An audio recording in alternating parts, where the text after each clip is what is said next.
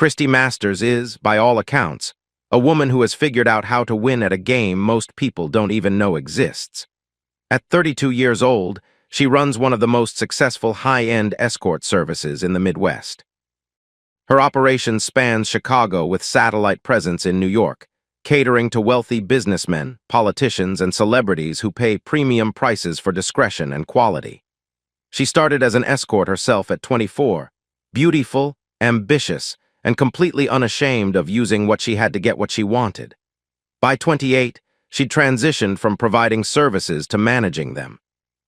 Now she oversees a network of 32 women, 2 office managers, and an annual revenue that would make most legitimate business owners weep with envy. She's brilliant, calculating, and utterly alone. Not that she'd admit that last part.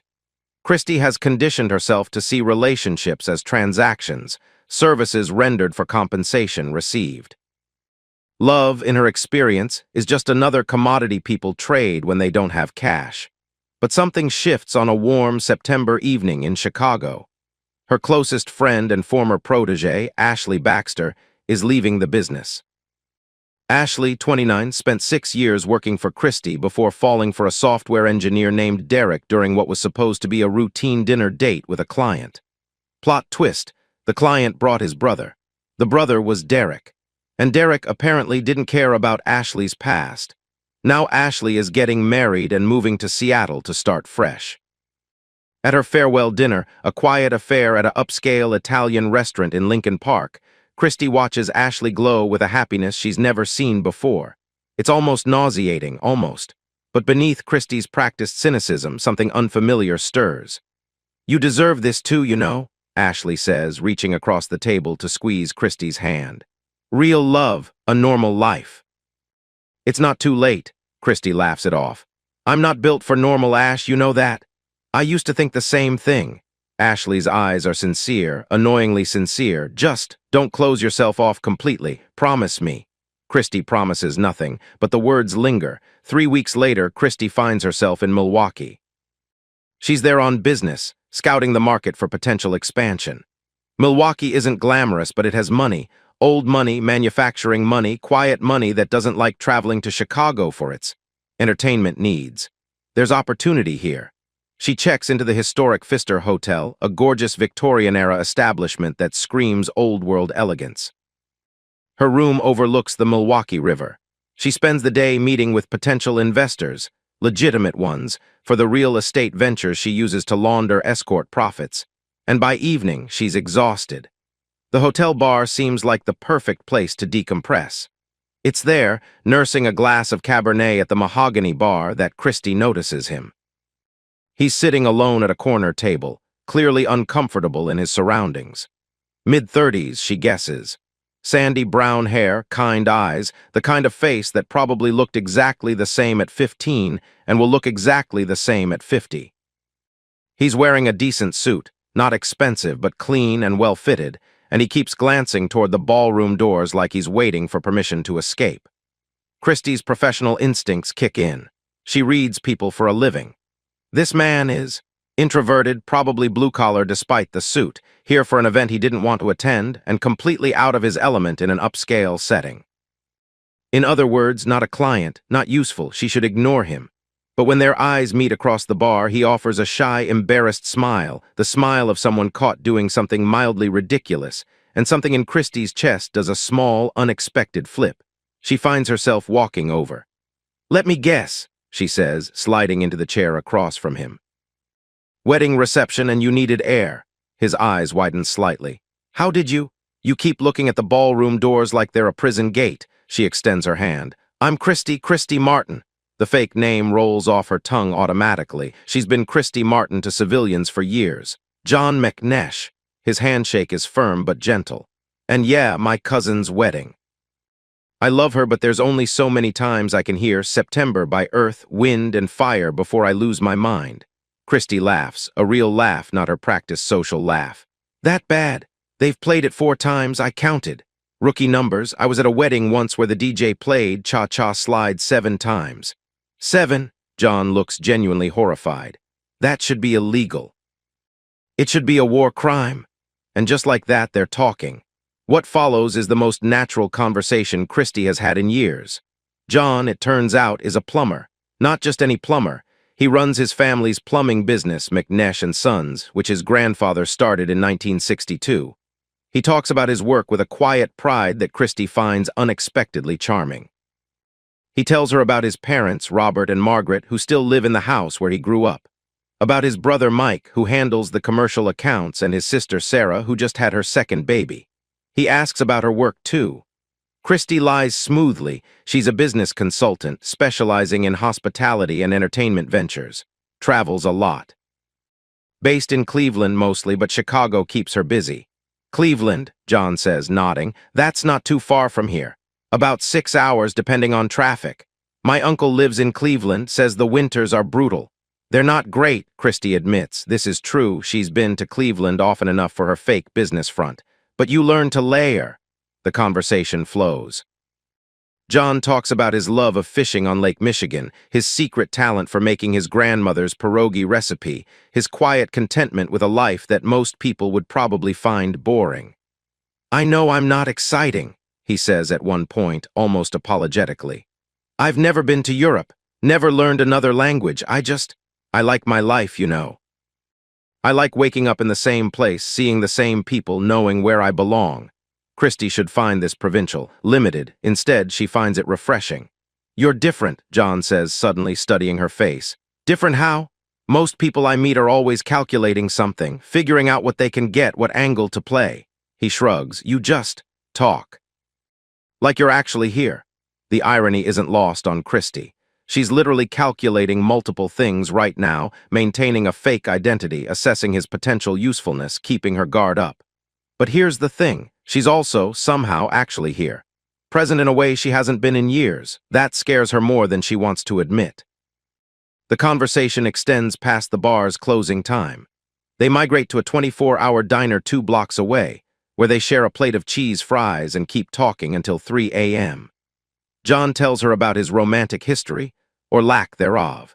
He's 34 and has had exactly 2 serious relationships, both of which ended amicably when the women realized John wasn't going to suddenly become exciting. I'm not adventurous, he admits. I don't take risks. I've never done anything spontaneous in my life. Nothing. Well, he blushes slightly. I'm talking to you. That's pretty spontaneous for me. Christy feels something warm bloom in her chest. It's uncomfortable. She doesn't like it. She also doesn't want it to stop. My hotel's around the corner, she hears herself saying. I have an early flight tomorrow, but I could push it back if you wanted to show me around Milwaukee. John's face lights up. Really? I mean, yes, I'd love that. There's this amazing museum and the Third Ward has great coffee shops and he's rambling. It's adorable. Christy finds herself smiling.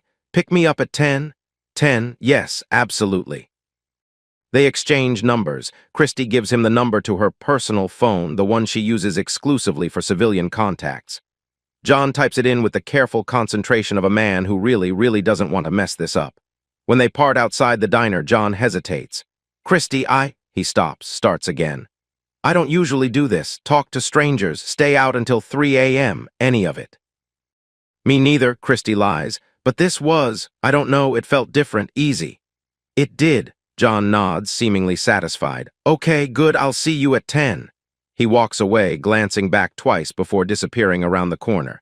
Christy stands on the sidewalk for a long moment, the autumn chill seeping through her jacket. She should go back to the hotel, get some sleep. Fly back to Chicago and forget this ever happened. Instead, she texts her assistant, push my return flight to Tuesday. Something came up. She doesn't examine why. The next day is, objectively, nothing special. John picks her up in a clean but aging Honda Civic, the car of a man who values reliability over status. They walk through the Third Ward, visit the Milwaukee Art Museum with its stunning Calatrava-designed wings, eat lunch at a Polish diner that's been in business since 1947. John knows everyone. The barista at the coffee shop, the security guard at the museum, the elderly woman who runs the diner. He introduces Christy to each of them, and each of them seems genuinely happy to see him. This is a man who has roots, real roots. The kind Christy has spent her entire adult life avoiding. It should feel suffocating. Instead, it feels peaceful. By evening, they're sitting on a bench at Lake Park, watching the sun set over Lake Michigan. The sky is painted in shades of orange and pink, and the water stretches out endless and dark. "Why aren't you married?" Christy asks suddenly. John considers the question. "Never found the right person, I guess, or maybe the right person never found me." He pauses. "What about you?" "Same, I suppose." This is true, technically. Christy has never even come close to marriage, never wanted to. "You're beautiful," John says quietly. "Smart, funny, successful. I'm surprised men aren't lining up." "Maybe they are." "Maybe I'm not interested in lines." John laughs softly. "Fair enough." Silence falls between them, comfortable rather than awkward. Christy realizes she's sitting close to him, closer than necessary. Their shoulders are almost touching. "John?" "Yeah." She reaches over and takes his hand. His fingers intertwine with hers immediately, like they've been waiting for permission. His palm is warm, slightly calloused from physical work. It's the most intimate contact Christy has had in months that wasn't a business transaction. "I like you," she says. The words feel strange in her mouth, foreign. "I don't usually. I'm not good at this." "You seem pretty good at it to me." She looks at him, really looks at him. His kind eyes, his gentle smile, his complete lack of guile. He's not trying to impress her. He's not calculating angles. He's just there, present, real. "Come back to my hotel with me," she whispers. John's breath catches. "Are you sure?" "Yes." And the frightening thing is, she means it. That night, for the first time in years, Christy makes love instead of performing. It's tender in a way that surprises her. John is nervous. She can tell he doesn't have much experience, but he's attentive, gentle, focused entirely on her. There's no pretense, no transaction, no roles to play. Just two people discovering each other. Afterward, lying in the hotel sheets with John's arm around her, Christy feels something crack open in her chest. Something she'd walled off years ago. "Stay the night," she murmurs against his shoulder. "Are you sure? I don't want to." "Stay." He stays. In the morning, Christy wakes to find John already awake, watching her with an expression she can't quite read. "Hi," he says softly. "Hi. I have a confession." He swallows nervously. "Last night was, I've never, that was the most." "John, yeah." "Breathe." He laughs, embarrassed. "Sorry, I like you. A lot. And I know we just met and you live in Cleveland and this is probably crazy, but I'd really like to see you again." Christy should tell him the truth. Right now. She should explain that Christy Martin doesn't exist, that her real life is complicated beyond his comprehension, that getting involved with her is a terrible idea. Instead, she says, "I'd like that too." They exchange contact information, proper contact information this time, with email addresses and Instagram handles. Christy has a carefully curated fake Instagram for her Christy Martin persona. John programs everything into his phone like he's handling sacred texts. "I can come to Cleveland," he offers. "Or you can come back to Milwaukee. Whatever works with your schedule." "I'll make it work." She means it. That's the terrifying part. At the airport 2 hours later, Christy catches herself smiling at nothing. Her phone buzzes, a text from John. "Thank you for the best 2 days of my life. Can't wait to see you again." She types back, "Me too." And she means that too. On the flight back to Chicago, Christy stares out the window at the clouds and tries to process what just happened. She met a man. A good man. A simple, honest, uncomplicated man who looks at her like she's something precious rather than something to be used. She can't tell him the truth. That's obvious. John McNesh would run screaming if he knew who Christy Masters really was. But maybe she doesn't have to be Christy Masters with him. Maybe she can be Christy Martin, the consultant, the traveler, the normal woman with a normal life and a normal job. It's a lie. Of course it's a lie. Her entire existence is lies, but this lie feels different. This lie feels like something she wants to protect. Back in Chicago, she opens her laptop and starts building. A new phone line for John, a new email address, a new carefully constructed identity. Christy Martin, business consultant, works primarily in Cleveland, travels extensively. She tells herself it's temporary. She tells herself she'll find a way to transition into the truth eventually. She doesn't realize she's laying the foundation for something much larger, something much more dangerous. 6 weeks pass, and Christy discovers something inconvenient. She's falling in love. Her relationship with John has blossomed into a genuine long-distance romance. They text constantly, good morning messages, random observations throughout the day, good night calls that last an hour. She's flown back to Milwaukee twice. He's driven to Cleveland once, staying at a hotel she carefully selected near her fake business front. Each time they're together, Christy falls a little deeper. John is everything she didn't know she wanted. He's patient, kind, attentive. He remembers every detail she shares about her fake life and asks thoughtful follow-up questions. He sends her flowers on random Tuesdays. He started watching cooking videos so he can make her impressive dinners when she visits. It's disgusting. It's wonderful. It's completely unsustainable. But Christy pushes those thoughts away and focuses on the feeling. The warm, floaty feeling of being loved by someone good. In early November, Christy travels to Atlantic City for a legitimate business purpose, meeting with high-net-worth clients and scouting the market for potential East Coast expansion. Her escort service has mostly operated in the Midwest, but there's money in the tri-state area, and she's been considering opening a satellite operation. She tells John she's at a consulting conference. He wishes her luck, tells her he misses her, sends a photo of himself attempting to make pierogi. The photo is blurry and his face is covered in flour. She saves it to her camera roll. The first day of meetings goes well. By evening, Christy is tired but satisfied. She's identified 3 potential high-value clients and made contact with a local businesswoman who might serve as a manager if she decides to expand. She decides to celebrate with a nice dinner. The Borgata is Atlantic City's crown jewel, a massive resort casino with restaurants that rival New York's finest.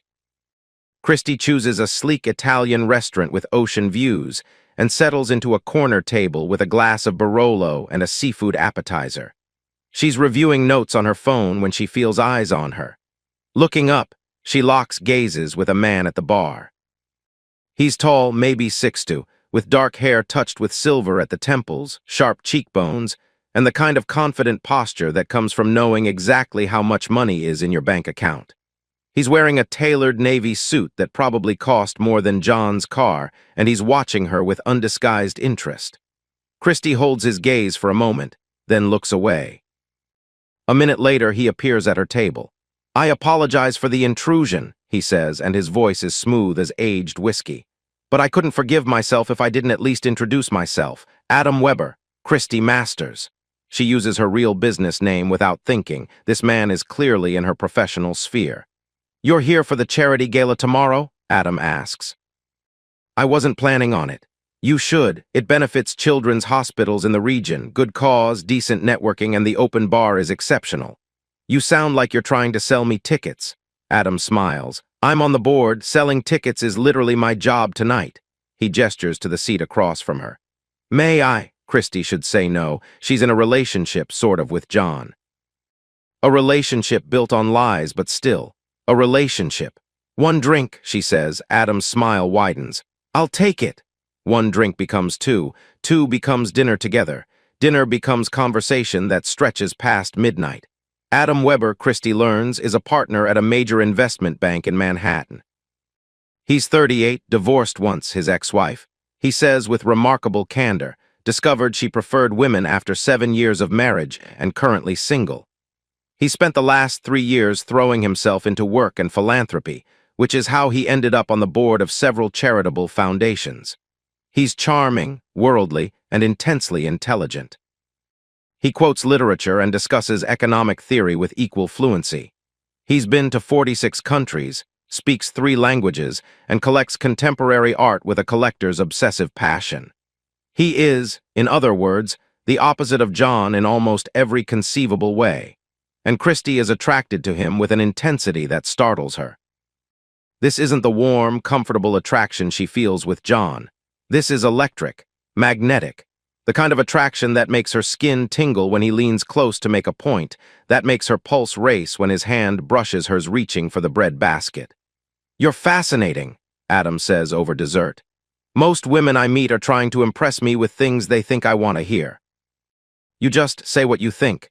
Maybe that's my strategy. If it is, it's working."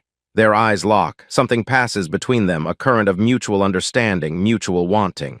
"I should go," Christy says, not moving. "You should." Adam doesn't move either.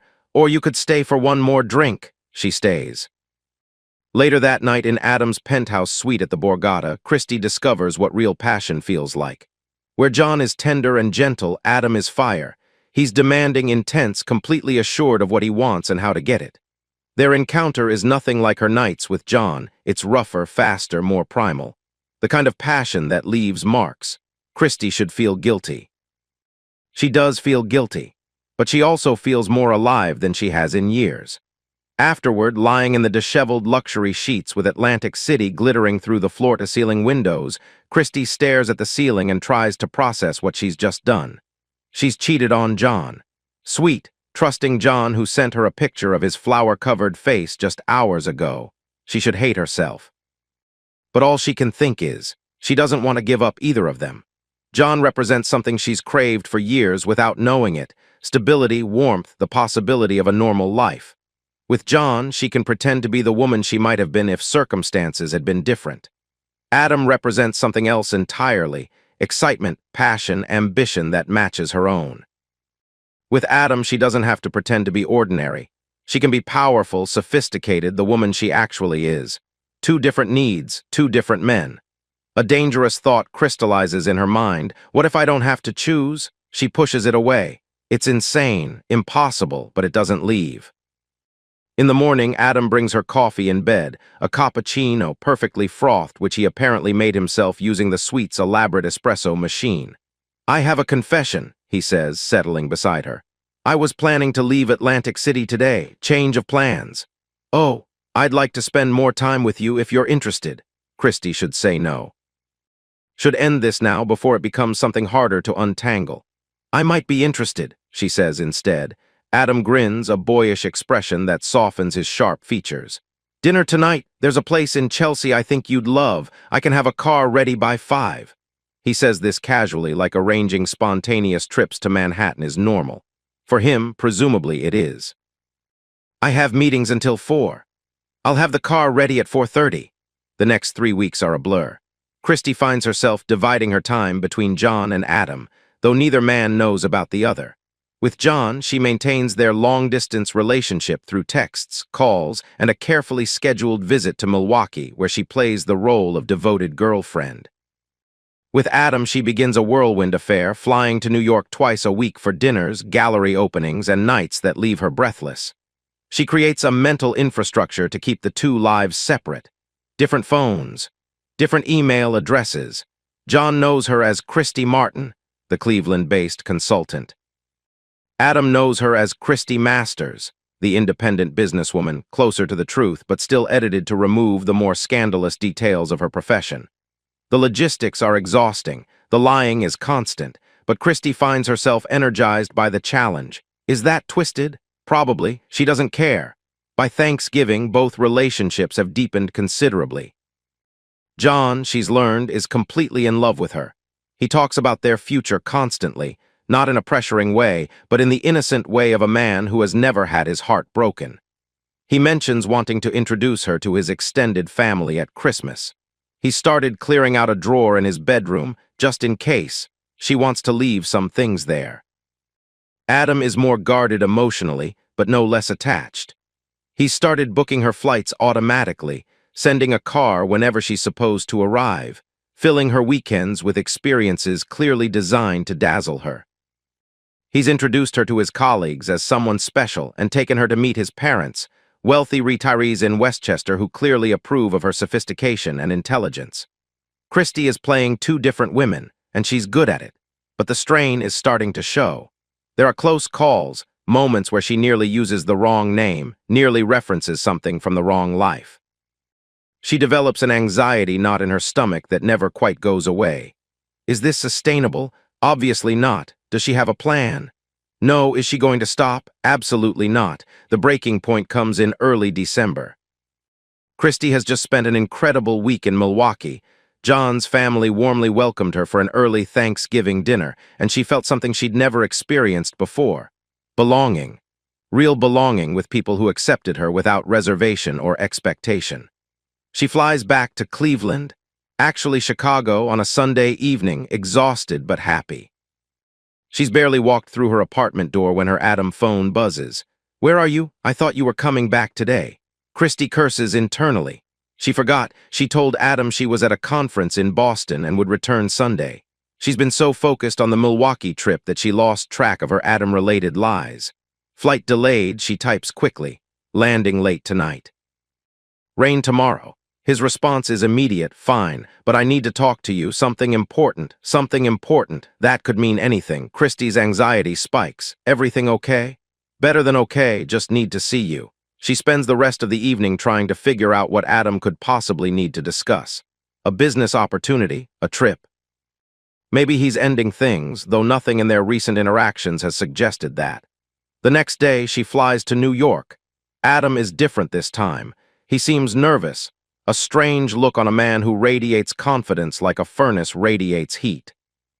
He takes her to their favorite restaurant in Tribeca, orders champagne before she even sits down, and spends the first half of dinner making small talk with uncharacteristic jumpiness. Finally, over dessert, he reaches into his jacket pocket and produces a small velvet box. Christy's heart stops.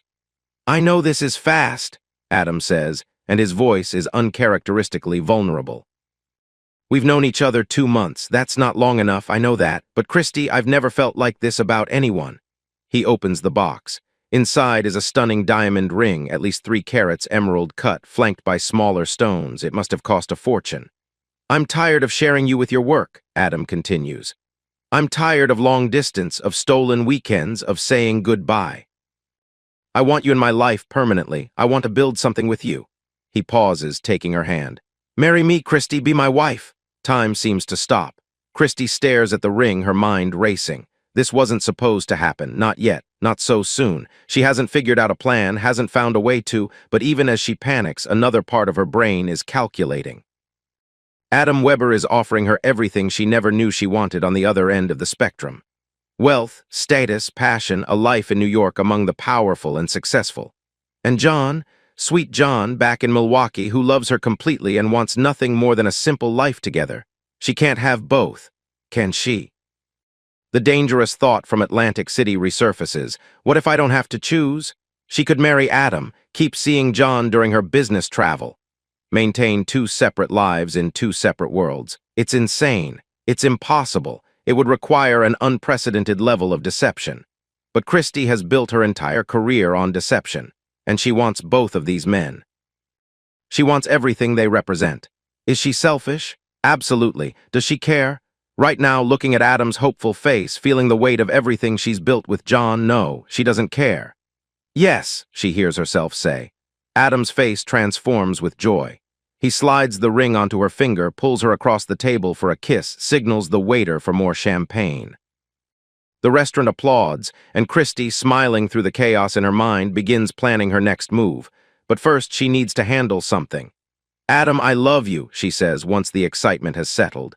But I have to be honest about something. His expression sobers. What is it? My work, my consulting business. I've built it over 10 years. It's everything to me. She meets his eyes steadily. Even as your wife, I'm not going to quit. I'll need to travel 1 week with you, 1 week away for work. I know that's not ideal, but it's non-negotiable. Adam frowns. She can see him calculating. This isn't what he expected. He proposed hoping to get her full time. Instead, she's setting conditions. 1 week on, 1 week off, he repeats slowly. That's a lot of travel. I know, and I understand if that's a deal breaker. She watches his face carefully. This is the test. If Adam can't accept her terms, the whole plan falls apart before it begins. But Adam, she knows, is a man who hates losing. He's gotten what he wants, the woman, and he's not going to let scheduling issues stop him. Besides, he's confident. He probably assumes he can change her mind eventually. I won't pretend I like it, he says finally, but I love you, and if that's what you need, we'll make it work. Christy exhales. Thank you. But, Adam adds, I reserve the right to try to convince you otherwise. You can try, he grins. I'm very persuasive. I've noticed. They seal the deal with a kiss. And Christy, her mind already racing ahead to the next phase, allows herself a moment of triumph. She's going to have it all, whatever it takes. The next 4 months are the most intense of Christy's life. She's juggling 3 full-time jobs, running her escort business, which she's increasingly delegating to trusted managers, maintaining her relationship with John in Milwaukee, and planning a wedding with Adam in New York. The schedule is brutal. The lying is constant. The stress is almost unbearable, but somehow she makes it work. With John, she continues playing the devoted long-distance girlfriend. She visits Milwaukee every other week, integrating herself deeper into his world. She helps with the books at McNesh and Sons, impressing John's father Robert with her business acumen. She bakes cookies with John's mother Margaret and attends his sister Sarah's baby shower. She becomes, in the eyes of his family, a beloved future daughter-in-law. The irony isn't lost on her. She's planning to marry another man while simultaneously becoming part of this family. But Christy has developed a remarkable ability to compartmentalize. When she's in Milwaukee, she's fully Milwaukee Christy. Adam and New York don't exist. It's during one of these Milwaukee visits in late February that John proposes. They're at Lake Park watching the sunset over Lake Michigan. It's cold, Wisconsin in February is brutal, but John has brought blankets and hot chocolate, and they're huddled together on their bench, the same bench where they shared their first kiss months ago. "Christy," John says, and his voice is trembling slightly. "I need to tell you something." She turns to look at him. His face is nervous, earnest, painfully sincere. "These past few months have been the happiest of my life. Before I met you, I'd pretty much given up on finding someone. I figured I was too boring, too simple. But you don't seem to mind that I'm not exciting. You actually seem to like it." "I do like it," Christy says softly. And it's true, she does. "I know we haven't known each other that long, and I know your work keeps you traveling, but I love you. I love you more than I've ever loved anyone, and I want to spend the rest of my life with you." He reaches into his pocket and pulls out a small box. Inside is a ring, not the massive diamond Adam gave her, but something older, simpler. A modest stone in an antique gold setting. "This was my grandmother's," John explains. "She and my grandfather were married for 52 years. When she died, she left it to me and told me to give it to someone who made me feel the way Grandpa made her feel." His eyes are wet. "That's you, Christy. That's always going to be you." He slides off the bench onto one knee. "Will you marry me?" Christy's heart is doing something complicated. On one hand, she's already engaged to someone else. Accepting this proposal is insane, illegal, and will require an unprecedented level of deception. On the other hand, looking at John's hopeful face, holding this ring that represents 3 generations of love, she wants to say yes. She genuinely wants it. Not because of strategy or calculation, but because some part of her, a part she'd thought long dead, actually loves this man. "Yes," she says. John's face breaks into the biggest smile she's ever seen.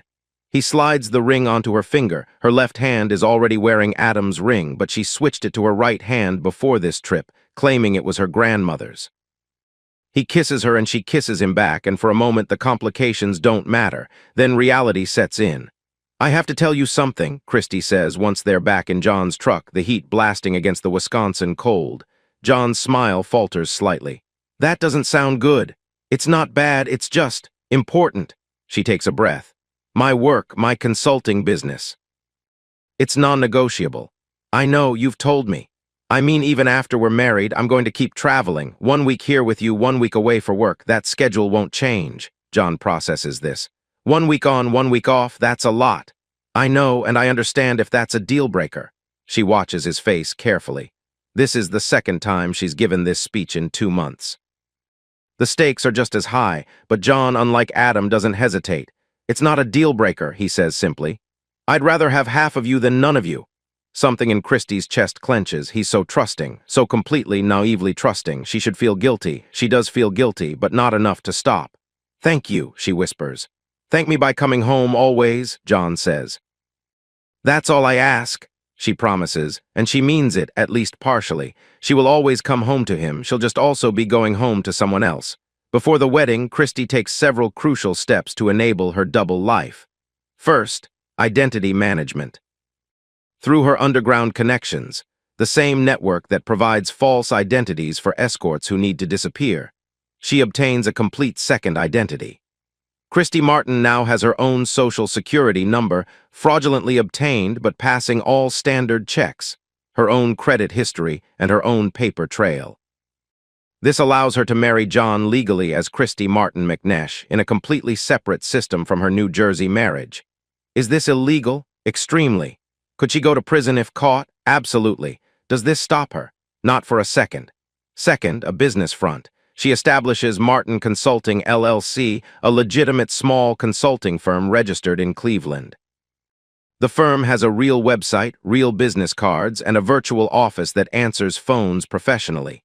It even takes on occasional small clients, enough to generate paperwork that justifies her income and travel. Third, communication separation. She now maintains 3 phones, one for John, personal, warm, filled with heart emojis and fishing trip photos, one for Adam, personal, sophisticated, filled with gallery opening invites and Manhattan restaurant recommendations, and one for her escort business, professional, discreet, filled with scheduling requests and payment confirmations. The phones never cross. The numbers never overlap. The worlds stay separate. The Milwaukee wedding takes place on a beautiful October Saturday. It's small and intimate, exactly what John wanted. The ceremony is at St. Sebastian Catholic Church, where John was baptized and his parents were married. The reception is at the McNesh family home, with a tent in the backyard and catering from John's favorite Polish restaurant. The guest list is entirely John's people. His parents, his siblings, his extended family, his high school friends, his plumbing colleagues. Christy explains that her own family is estranged. Her parents died young, she has no siblings, and most of her friends are scattered due to her traveling lifestyle. John's family accepts this explanation with sympathy and warmth. Walking down the aisle, Christy feels a strange mixture of emotions. She loves John. That's not a lie. Looking at him waiting at the altar, his eyes wet with happy tears, his face glowing with joy, she feels genuine affection and genuine desire to make him happy. But she's also conscious of the massive deception she's perpetrating. She's marrying this man under a false name, with false documents, while already legally engaged to someone else. In 3 months, she'll marry Adam using her real identity, and John will never know. She pushes those thoughts away and focuses on the moment. "I do," she says when prompted, and she means it. The honeymoon is a week in Jamaica, John's treat, which he's been saving for since the proposal. It's modest by Christie's standards. She's been to better resorts with clients, but sweet. John has clearly planned everything with care: romantic dinners, couples massages, a sunset sailing trip. She allows herself to enjoy it. For 1 week, she's just Christy McNesh, newlywed, deliriously happy, completely normal. She does sneak texts to Adam when John is in the shower or sleeping. She explains she's at a consulting conference in San Francisco. He believes her, why wouldn't he? But mostly she's present. She watches John apply sunscreen carefully, helps him practice snorkeling, laughs when he tries to dance to reggae. She makes love to him every night, gently and tenderly, and for those moments she's truly his. The guilt is there, constant and corrosive, but it's manageable. She's learned to live with guilt. After the honeymoon, the schedule begins. Week 1, Milwaukee. Christy settles into the McNesh household. John bought a modest but charming house in Wauwatosa before the wedding, and she helps him make it a home. She decorates, she cooks badly at first, but improving, she establishes routines. Breakfast together before John leaves for work. Dinner together when he returns. Weekends with his family for barbecues and football games. She becomes a regular at St. Sebastian's, attending Mass with John's mother, Margaret. She joins the McNesh Family Bowling League. She learns the names of John's childhood friends and their wives and children. It's exhausting. Pretending to be ordinary is harder than she expected, but also strangely satisfying. In Milwaukee, she's building something real. Something that exists outside the transactional world she's known for years. Week 2, work. In reality, Christy divides her away weeks between Chicago, managing her escort business, which is increasingly running itself, and New York, being Adam's fiancée, which requires considerable effort. The contrast is jarring.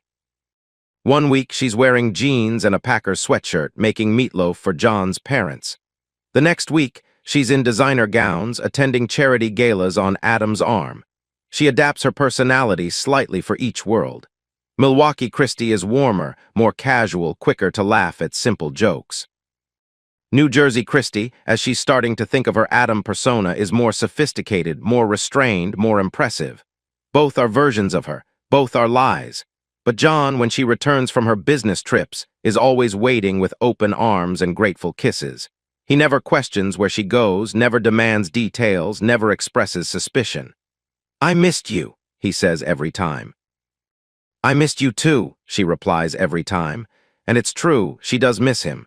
She also misses Adam when she's away from him. She's becoming two people, and both people are in love. 3 months into her Milwaukee marriage, Christy flies to New Jersey for her second wedding. The logistics are nightmarish.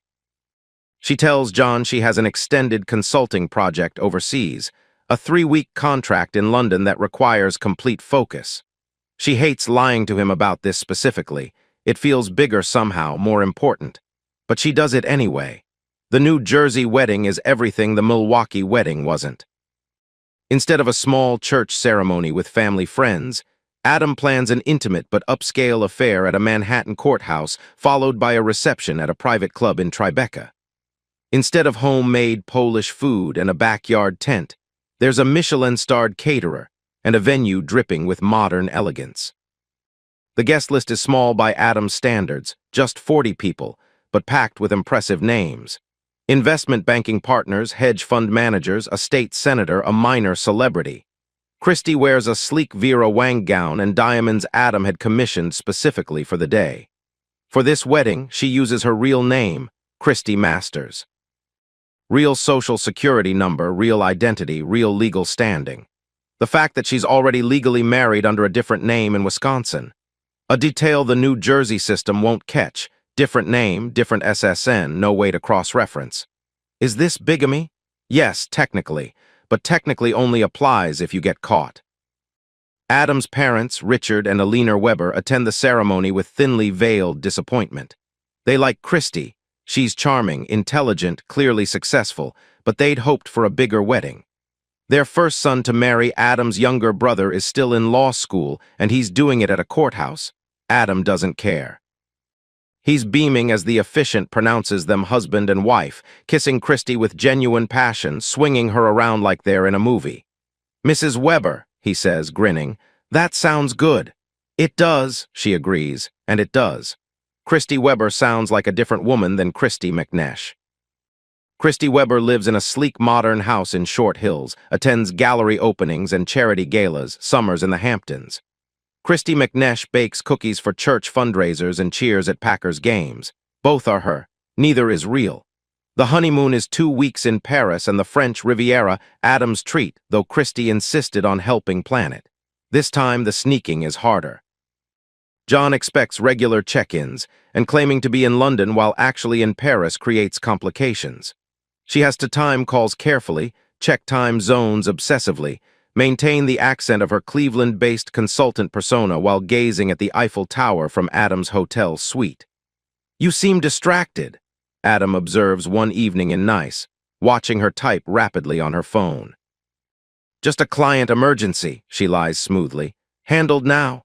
"You work too hard," says the man who took 3 calls during dinner last night. He laughs, conceding the point, and the moment passes, but the stress is mounting. The mental energy required to maintain 2 complete identities, 2 complete relationships, 2 complete lies, it's taking a toll. She doesn't let it show. She can't. After the honeymoon, the real schedule begins. Christy now lives 2 completely separate lives, alternating weekly. Week 1. Milwaukee, Christy McNesh. She lives in her modest Wauwatosa house with John. She helps with the family plumbing business's books. McNesh and Sons has grown since she started assisting, and John's father Robert now treats her like a valued advisor. She attends Sunday dinners with the McNesh clan, helps John's sister Sarah with her kids, volunteers at the church food pantry. Her wardrobe here is casual, jeans, sweaters, the occasional Packers jersey. Her wedding ring is her grandmother's simple gold band. Her hair is typically pulled back in a ponytail. She is, by all appearances, a devoted Midwestern wife. Week 2, New Jersey, Christy Weber. She lives in a stunning modern house in Short Hills with Adam. She attends his firm's events, impressing his colleagues with her business knowledge and social grace. She decorates their home with contemporary art Adam has helped her select. She goes to charity galas, art openings, exclusive restaurants. Her wardrobe here is sophisticated. Designer dresses, statement jewelry, heels that cost more than John's monthly salary. Her wedding ring is a 3-carat diamond. Her hair is styled and blown out. She is, by all appearances, a powerful New York socialite. The transitions are jarring. Every Sunday evening or Monday morning, depending on the schedule, Christy transforms. She changes clothes at an airport lounge. She switches phones. She adjusts her mental state, preparing to become the other Christy. By the time she arrives at either destination, she's fully in character. John is always waiting at Milwaukee Mitchell International, ready to hug her tight and take her home. Adam either picks her up himself at Newark or sends a car, depending on his work schedule. Both men are happy to see her. Both men miss her when she's gone. Both men are in their own ways completely devoted, and both men are being systematically deceived. The first few months of double marriage are surprisingly smooth. Christy's compartmentalization skills, honed over years in the escort business, serve her well. She never slips up on names. She never mentions details from the wrong life. She never leaves evidence. No stray receipts, no wrong-colored lipstick, no telltale texts. She develops strict protocols. Different luggage for each life, different toiletries, never mixed different social media accounts, both minimal. She can't risk crossover. Different email addresses with different contacts, saved location services, always off credit cards kept separate. It's exhausting. But she manages. And here's the strange thing, she's happy. Not in a sustainable, healthy way. She knows that. The stress is significant, the guilt ever-present, the whole situation wildly precarious. But she has what she wanted. John's warmth and stability and family. Adam's passion and excitement and glamour. Two different lives, two different loves, two different futures. She's having it all, but cracks are beginning to show. Adam, Christy discovers, is not as easygoing about her schedule as John. From the beginning, Adam expected marriage to change things. He expected that once Christy became his wife, she would gradually reduce her work travel. He expected to win. Instead, Christy maintains her rigid 1 week on, 1 week off schedule without deviation. She declines his requests for 2-week vacations. She cuts short his attempts to plan extended trips abroad. She is, in this one area, completely inflexible. Adam doesn't like it. "I married a ghost," he complains one evening, watching Christy pack for yet another departure. "You knew the arrangement. I knew I didn't like it. And now, I like it less." She kisses him, tries to soothe. "I'll make it up to you when I'm back." "You always say that. And I always mean it." He sighs, relenting, but she can see the frustration building. Adam Weber is not a man accustomed to not getting what he wants. This will become a problem. Christy knows it. She just doesn't know how to solve it yet. Meanwhile, in Milwaukee, John remains blissfully content. He accepts Christy's schedule without complaint. When she's home, she's fully his, devoted, attentive, present. When she's gone, he fills his time with work and family, secure in the knowledge that she'll return. "I'm so lucky," he tells her one night, lying in bed, her head on his shoulder. "I know guys who complain about their wives all the time, arguments, nagging, whatever, and I love you, I love everything about you." The guilt hits her like a physical blow. "I love you too," she manages. "I know you travel a lot," John continues. "And I miss you, but when you're here, it's perfect. You make everything perfect." She should tell him right now. She should confess everything and let him decide whether to stay or go, but she doesn't, because she knows what he would decide, and she can't lose him. She can't lose either of them. By the end of her first year of double marriage, Christy has established a precarious equilibrium. In Milwaukee, she's beloved. The McNesh family has fully adopted her. John's mother, Margaret, calls her the best thing that ever happened to this family. John's father, Robert, has made her a partner in the plumbing business's strategic planning. John himself is talking about children, not pressuring but hoping. In New Jersey, she's admired. Adam's colleagues have come to respect her business acumen. His parents have warmed to her considerably. Adam himself, despite his frustrations with her schedule, is still passionately in love. Their physical connection has only intensified. 2 husbands, 2 lives, 2 Christys, it's working. But somewhere deep in her mind, Christy knows this can't last forever. The lies are multiplying. The complexity is increasing. Eventually, something will slip. Eventually, everything will fall apart. But that's a problem for future Christy. Right now, present Christy has a plane to catch. The first year of Christy's double marriage settles into a rhythm that would break most people. Every Sunday evening, she transforms. It's become a ritual now, almost mechanical. She lands at one airport, changes clothes in a private lounge, switches phones, and emerges as a different woman. Milwaukee Christy wears jeans, cozy sweaters, and her grandmother's simple gold wedding band. She pulls her hair back in a ponytail. She laughs easily, speaks with a slight Midwestern warmth, and knows every member of John's extended family by name. New Jersey Christy wears designer dresses, statement jewelry, and a 3-carat diamond that catches light like a small star. Her hair is blown out and styled. She discusses market trends at cocktail parties and holds her own with Wall Street executives. Same woman. Two completely different lives. A typical Milwaukee week looks like this. Monday morning. John is already at work when Christy wakes up in their modest Wauwatosa home. She makes coffee, answers emails from Martin Consulting, and heads to McNesh and Sons Plumbing around noon to help with the books. "Christy," Robert McNesh calls out when she walks in. John's father is a barrel-chested man with a permanent smile. "You're back. How was Cleveland?" "Boring meetings, terrible coffee." She hugs him. "I missed you guys." "Well, Margaret's making pot roast tonight. You're coming to dinner." Wouldn't miss it. This is her life here. Sunday dinners with the McNesh clan, church on occasional Saturdays with Margaret, helping Sarah with her kids.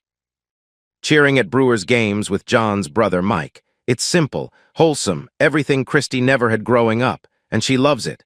That's the terrifying part, she genuinely loves it. A typical New Jersey week looks different, Monday morning.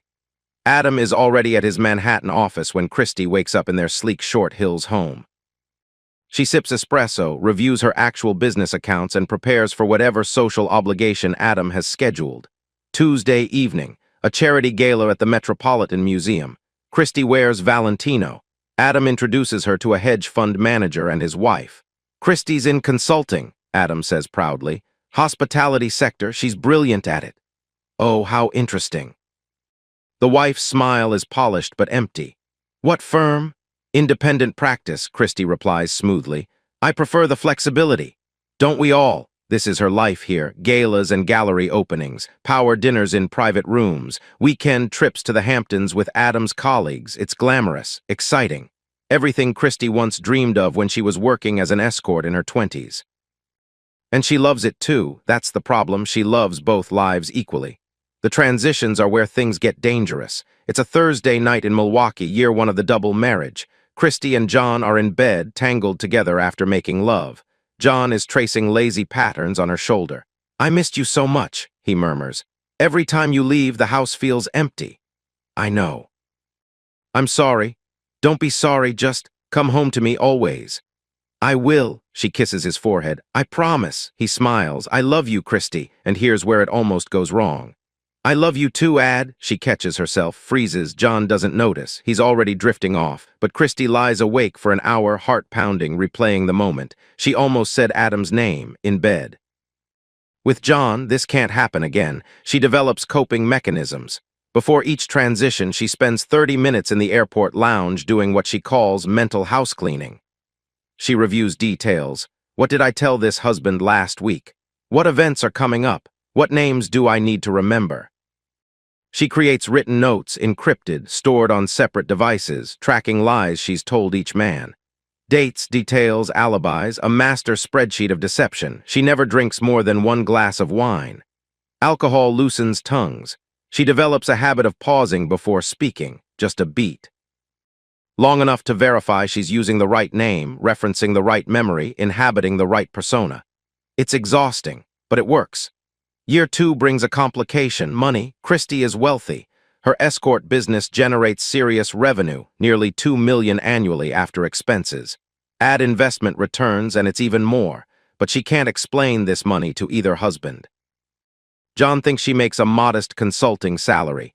If she suddenly bought expensive things, he'd ask questions. Adam knows she's successful but has no idea how successful. If she revealed her true net worth, he'd want to know where it came from. So Christy creates an offshore solution. Her business partner, Vincent Johnson, has connections everywhere.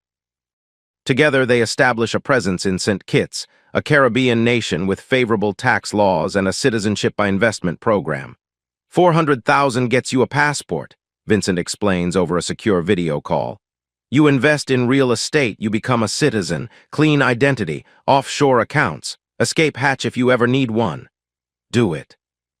Within 6 months, Christy Masters is a dual citizen. She owns a boutique hotel in Frigate Bay, 2 restaurants in Basse-Terre, and several rental properties. all legitimate businesses, all generating legitimate income. She visits St. Kitts once a year, always during her work weeks, to check on operations and meet with Vincent in person. These trips become her only moments of genuine peace. For 3 or 4 days, she's not Milwaukee Christie or New Jersey Christie. She's just herself, whatever that means anymore. By year 3, the family pressure begins. Milwaukee. Sunday dinner at the McNesh house. John's sister Sarah has just announced her 3rd pregnancy. The room erupts in congratulations. Later in the kitchen, Margaret corners Christie while they're washing dishes. So, Margaret's tone is carefully casual. Have you and John talked about starting a family? Christie's hands still in the soapy water. We've discussed it. And, it's complicated, my work schedule. Honey, Margaret's hand covers hers. Work will always be there, children won't wait forever. Christie forces a smile. I know, we're thinking about it. New Jersey, the same week. Adam and Christie are dining at Per Se in Manhattan. Adam has just closed a major deal. He's in an expansive mood. I've been thinking, he says over dessert. That's dangerous, he laughs. I want kids, Christie, a family, legacy. He reaches across the table. We've been married almost 3 years. Don't you think it's time? Christie's stomach tightens. I want that too. But my travel schedule, we'll figure it out, hire help, whatever it takes. His eyes are intense. I want to build something with you, something that lasts. She squeezes his hand. Let me think about it. Later that night, alone in the bathroom of their Short Hills home, Christie stares at her reflection. Children. Both husbands want children. Both families expect children. If she has a baby with John, she'll be visibly pregnant in Milwaukee and obviously not pregnant in New Jersey. The lie collapses. If she has a baby with Adam, same problem in reverse. She can't be pregnant in 2 places at once. Unless... A thought surfaces, insane, impossible, unless she's never actually pregnant at all. 3 days later, Christie calls her most trusted contact in the escort business, Dr. Irene Walsh, a physician who handles medical screenings for her girls. Dr. Walsh is discreet, well-paid, and ethically flexible. I need medical documentation, Christie says. Fabricated records showing I have a uterine condition, something that prevents me from carrying a pregnancy. A long pause. That's unusual. Can you do it? For the right price, I can do most things. Another pause. Why? I need to use surrogates for both situations. Dr. Walsh doesn't ask for clarification. She's smart enough not to. I'll have the documents ready next week. Christie hangs up and stares out the window of her Chicago apartment, her secret 3rd home, the one neither husband knows about. She's going to have children with both men, using surrogates. At the same time, it's the most ambitious, dangerous, insane plan she's ever conceived, and she's absolutely going to do it. The surrogacy conversation happens twice, 1 week apart. Milwaukee first. John and Christie are sitting on their back porch, watching fireflies blink across the yard. It's a warm June evening, year 3 of their marriage. I have to tell you something, Christie says, her voice is carefully controlled, about why I've been avoiding the baby conversation. John turns to her, concerned. What is it? When I was a teenager, I had a medical issue, an infection that damaged my uterus. She pauses, letting the lie settle. I can produce eggs, but I can't carry a pregnancy. It's not safe. John's face cycles through confusion, concern, and finally understanding. Oh, sweetheart, why didn't you tell me? I was ashamed. I thought you might not want me if you knew. That's ridiculous. He pulls her close. I love you, not your uterus. She laughs, genuinely, despite everything. That's the most romantic thing you've ever said. I try. He kisses her forehead. So what do we do? Adoption? There's another option, surrogacy, my eggs, your sperm, someone else carries the baby. She pulls back to look at him. It's expensive, but I have savings. We could have children that are biologically ours. John is quiet for a long moment. You really want this? I want to have a family with you more than anything. His smile breaks through. Then let's do it. New Jersey, 1 week later. Adam's reaction is less emotional but equally supportive. Surrogacy, he repeats, processing. They're in his home office, surrounded by financial reports. That's the same thing my colleague Marcus did. Cost them a fortune, but they have twins now. It's expensive, Christie agrees, but worth it. Money's not an issue, Adam waves dismissively. I'll handle the costs, you just focus on finding a good agency. Christie nods. She already has agencies in mind, one in Wisconsin, one in New York, different states, different systems, no overlap. There's one thing, she adds. The process is time-consuming, appointments, procedures, monitoring. I'll need to adjust my travel schedule during key milestones. Adam frowns slightly. How much adjustment? Nothing major, but I'll need to be available for egg retrievals, embryo transfers, important ultrasounds, non-negotiable. Fine. He stands, pulling her up with him. Whatever it takes, I want this, Christy. I want us to have a family. She lets him hold her. And she thinks, this is either genius or madness, probably both. The logistics are a nightmare. Christy works with a surrogacy agency in Madison, Wisconsin for the McNesh baby. Separate agency in New York City for the Weber baby. Different doctors, different surrogates, different everything. She schedules her egg retrievals during specific windows. Milwaukee retrieval on a Monday, New York retrieval the following week. The timing is exhausting but manageable. Both embryo transfers succeed. Both surrogates become pregnant. Both families are ecstatic. And Christy, she's terrified. Year 4, spring. A hospital room in Milwaukee. Emily Rose McNesh enters the world at 7:42 a.m., screaming and pink and perfect. John cries, actually weeps, holding his daughter for the first time. His parents are there, his siblings, a small army of McNesh relatives crowding the room with flowers and balloons. Christy holds Emily and feels something crack open in her chest. This isn't a transaction. This isn't a strategy. This is her daughter. She didn't expect to feel this much. 3 months later, a different hospital room, New York City. Jason Richard Weber arrives at 11:15 p.m., quiet and alert with Adam's dark eyes. Adam doesn't cry, but his voice breaks when he holds his son. He's perfect.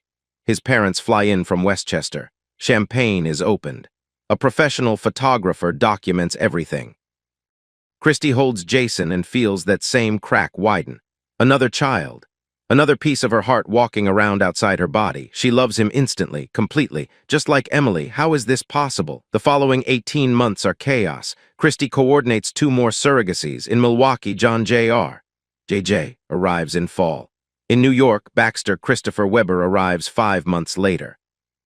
4 children, 4 beautiful, demanding, innocent children. 2 in Milwaukee, Emily, now almost 2, and baby JJ. 2 in New Jersey, Jason, 18 months, and baby Baxter, all within the same age range, all biologically hers, all completely unaware they have siblings in another state. The impossible balancing act intensifies. Milwaukee weeks, Christy wakes to Emily's demands and JJ's cries. She changes diapers, makes breakfast, drives to pediatrician appointments. John's parents help constantly. Margaret practically moves in during Christy's work weeks. I don't know how you do it, Margaret says one evening watching Christy juggle both kids, working so much with 2 little ones at home. I have help, Christy replies. I have you, Margaret beams. But Christy sees the question behind her eyes. Why can't you just quit your job? New Jersey weeks. Adam has hired Esperanza, a live-in nanny from El Salvador. Esperanza is warm, competent, and completely devoted to Jason and Baxter. The boys missed you, Mrs. Weber, Esperanza says when Christy returns from Milwaukee. Jason kept asking for Mama. Christy's heart twists. I'm here now. She spends the week being extra present, playing with Jason, feeding Baxter, reading bedtime stories. Adam watches approvingly. You're a good mother, he says one night. I try. No, you are. Despite everything, the travel, the business, you're still amazing with them. She kisses him to avoid responding. Because here's the truth, she's only a good mother half the time. The other half, she's a ghost. Emily is the first to notice. She's almost 3 now, verbal and observant. One Monday morning, as Christy packs for her work trip, Emily toddles into the bedroom. Mommy going? Yes, sweetie, Mommy has to work. Why? Because, Christy kneels to her level. Because Mommy helps people with their business problems, that's my job. Emily's lower lip trembles. Don't want you to go? I know, baby, I don't want to go either. Then stay. Christy pulls her daughter close, breathing in her baby shampoo scent. I'll be back soon, I promise. Grandma and Grandpa will take care of you. Emily clings to her. Promise, promise. The same scene plays out in New Jersey. Jason is 18 months, just starting to talk. When Christy packs her bag, he crawls over and grabs her leg. Mama, no go. Mama has to work, sweetie. No, he starts crying, fat tears rolling down chubby cheeks. Esperanza appears in the doorway, ready to intervene, but Christy waves her off. She picks up Jason, holds him close, rocks him until the crying stops. I'll be back, she whispers. I always come back. But she wonders, is this what good mothers do? Leave their children every week. Her annual trip to St. Kitts that year feels different. Vincent picks her up at the airport in his Range Rover. He's aged well, 47 now, silver at the temples, but still sharp. You look tired, he says bluntly. Thanks. I'm serious. When's the last time you slept 8 hours? Christy doesn't answer. She can't remember. They drive to their boutique hotel where Vincent has prepared dinner on the private terrace. The Caribbean stretches out dark and endless before them. Tell me, he says, pouring wine. So she does everything, the surrogates, the births, the guilt, the children asking why mommy leaves. Vincent listens without interrupting. When she finishes, he's quiet for a long moment. Christy, you can't keep this up forever. I know. The kids are getting older, they'll ask more questions, they'll use the internet, they'll find out. I know. So what's your exit strategy? She stares at the ocean. I don't have one. Then get one. His voice is firm. Stage a death, pick a life, confess something, but you can't maintain this indefinitely. I love them both, Vincent. Both husbands, all 4 kids. I know you do. He reaches across the table. That's what makes this a tragedy waiting to happen. They sit in silence as the waves crash below. Later that night, seeking comfort, they fall into bed together, something that happens occasionally during these visits. Vincent knows all of her. There's intimacy in that knowledge. But the next morning, Christy wakes with the same question echoing in her mind. How long before everything falls apart? Adam Weber is not a patient man. By year 5 of their marriage, his frustration has become a constant presence, a low hum beneath every interaction. I don't understand, he says one evening. They're in their Short Hills kitchen, Christy preparing dinner while Adam leans against the counter. We have 2 children, we have resources. Why are you still traveling every other week? My business needs me. Your business needs restructuring. His voice has an edge. Hire people, delegate, that's what successful entrepreneurs do. Christy keeps chopping vegetables. It's not that simple. Then explain it to me. He moves closer.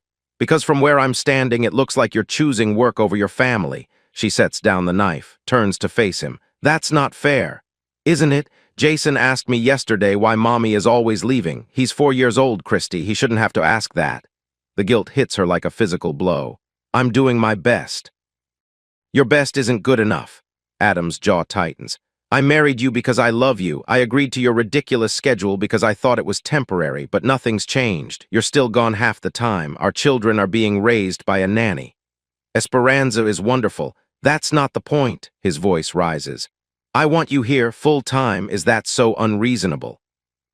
Christy's mind races. This is the conversation she's been dreading. Adam isn't like John. He won't accept her schedule forever. He's used to getting what he wants, and what he wants is her, all of her, which is the one thing she can never give. The arguments continue for months. Adam tries different approaches. He offers to hire a full staff so she doesn't need to work. She declines. He arranges 2-week family vacations to Europe. She cuts them short. He suggests couples therapy. She deflects. Nothing works. The tension builds. I feel like I'm married to a ghost, Adam says one night after another failed conversation. You're here, but you're not here. I'm trying. Are you? Because sometimes I wonder if you even want to be married to me. Of course I do. But even as she says it, Christy knows she can't keep this up forever. Adam is reaching his limit, and when Adam Weber reaches his limit, he takes action. What Christy doesn't know is that Adam has already started investigating. He hires a private detective, not for her exactly. He tells himself he just wants to understand her business better, to help her restructure, to find a solution. The detective is named Daniels, mid-50s, former FBI, very thorough. What am I looking for? Daniels asks. My wife's consulting practice, Martin Consulting, based in Cleveland. I want to know everything. Client's revenue schedule, why she has to travel so damn much. Daniels does his research. He reports back a week later. Martin Consulting is legitimate, he says. Small operation, mostly hospitality clients. Revenue is modest but steady. That's it. That's it. Your wife runs a clean business. Daniels pauses. Though I noticed something interesting, her travel patterns don't match her client locations. Adam frowns. What do you mean? Her clients are primarily in Ohio and Illinois, but her flight records show regular trips to Wisconsin every week. Like clockwork. Wisconsin, Milwaukee specifically. Adam processes this. She has clients in Milwaukee.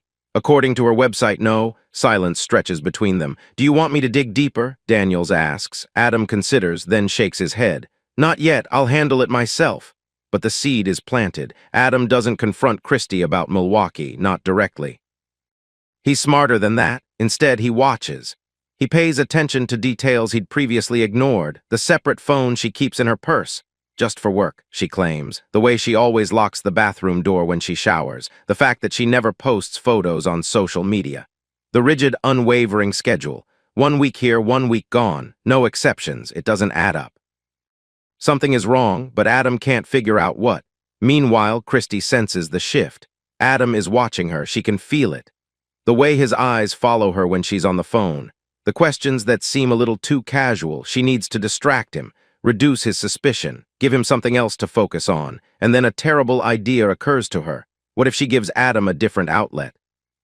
Something to occupy him during her absences, someone to occupy him. 3 days later, Christy makes a call, and it's Christy Masters.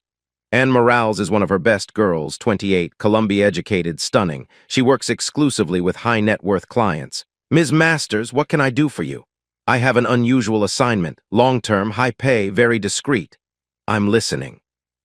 Christy explains the situation, not all of it. Anne doesn't need to know about John or Milwaukee, but enough. You want me to seduce your husband? Anne sounds incredulous. I want you to be available to him during my work weeks, keep him company, meet his needs. Christy pauses. If things develop naturally, let them develop. A long silence. This is beyond weird. I know. But it's necessary. Why? Because if he's satisfied, he'll stop pressuring me about my schedule. He'll be happier. Our marriage will be more stable. Anne laughs, sharp and disbelieving. You're engineering your husband's affair? I'm solving a problem. Christy's voice is flat. Are you in or not? Another pause, then triple my usual rate. Done. The Anne operation begins the following week. Christy scripts the encounter carefully. Adam drinks at the same Manhattan bar every Wednesday after work, a habit she's memorized. Anne just needs to be there. Anne is perfect. She's charming, intelligent, beautiful in a way that doesn't seem calculated. She asks Adam about his work, laughs at his jokes, touches his arm at just the right moments. Adam is flattered, surprised, intrigued. By the 2nd week, they're exchanging numbers. By the 4th week, they're having dinner. By the 6th week, they're sleeping together. Anne reports back to Christy after each encounter. He feels guilty, she says, but also justified. He thinks you're never around, so he deserves this. Does he mention me? Sometimes. He says he loves you, but he's lonely. Christy absorbs this. The information cuts deeper than she expected. Keep going, she says. Same arrangement. For how long? As long as necessary. The plan works. Over the following months, Adam's behavior changes. He stops pressuring Christy about her schedule. He becomes more patient, more affectionate during her weeks at home. The tension in their marriage eases, because his needs are being met, just not by her. Christy knows she should feel relieved. Instead, she feels something she didn't anticipate, jealousy. She watches Adam leave for work drinks on Wednesday nights, knowing he's actually meeting Anne. She sees him come home satisfied, guilt-tinged but content. She created this situation. She engineered it.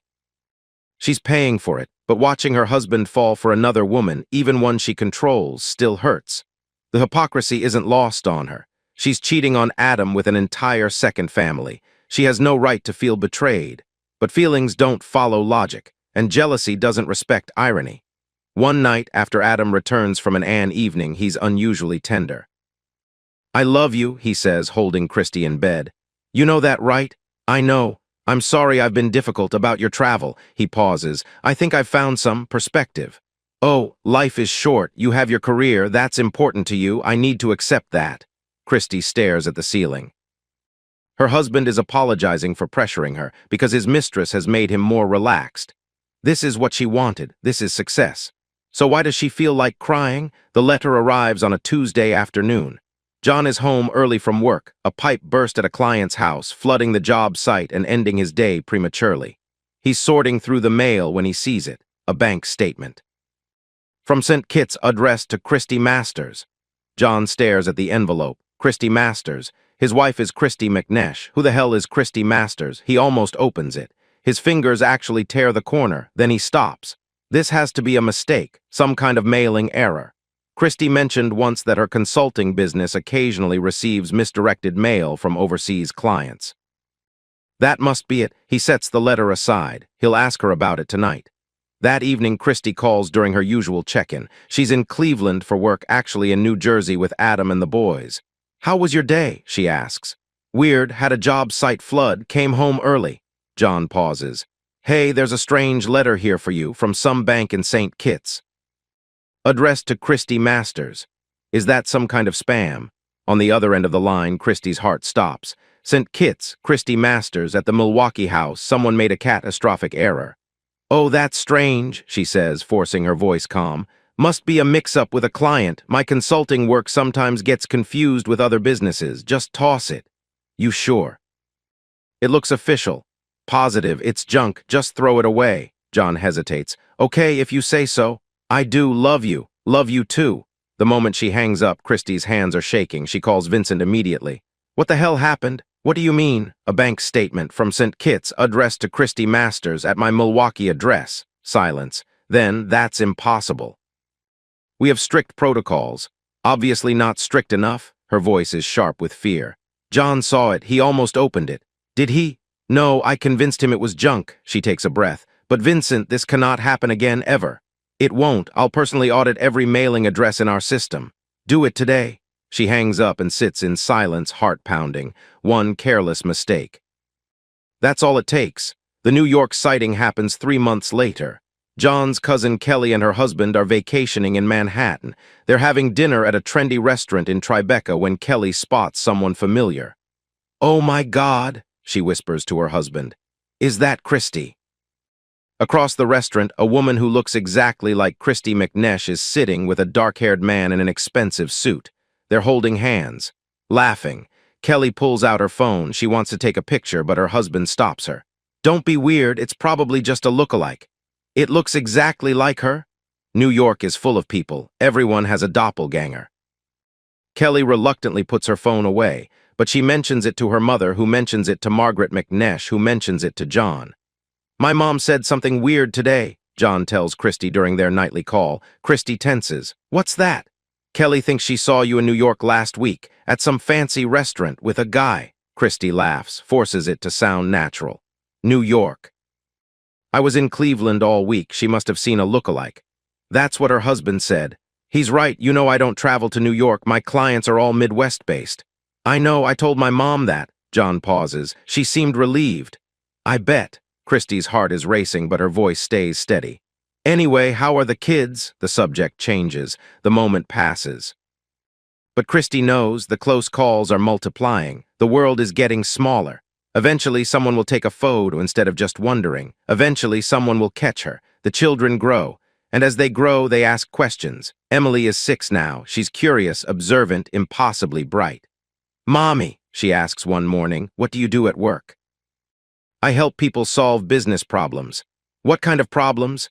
"Different kinds, complicated ones." "Like math problems," Christy smiles. "Sometimes. Can I come with you?" "Maybe when you're older." "That's what you always say." Emily's tone is matter-of-fact, not accusatory, but Christy hears the subtext. "You're always leaving. I don't understand why." In New Jersey, Jason asks similar questions. He's almost 6, old enough to notice patterns. "Daddy says you have to work a lot," he tells Christy one evening. "Why?" "Because Mommy's job is important." "More important than us?" Christy kneels to his level. "Nothing is more important than you, nothing in the whole world." "Then why do you leave?" She doesn't have an answer, not a real one. The children are also discovering technology. Emily has a tablet now.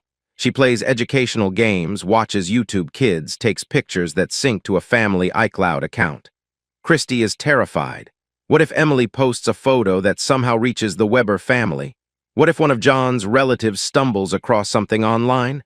What if the children's digital footprints cross? She implements strict protocols, no social media presence for herself. Both families instructed to keep children's photos private, regular audits of what information the kids share at school. But she knows technology is unpredictable. The internet never forgets. One wrong tag, one accidental sync, one careless post, and everything collapses. Year 8, Christy is drowning.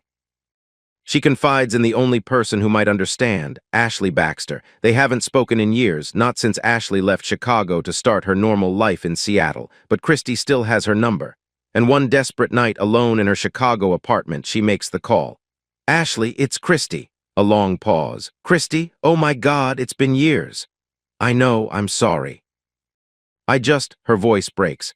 "I needed to talk to someone."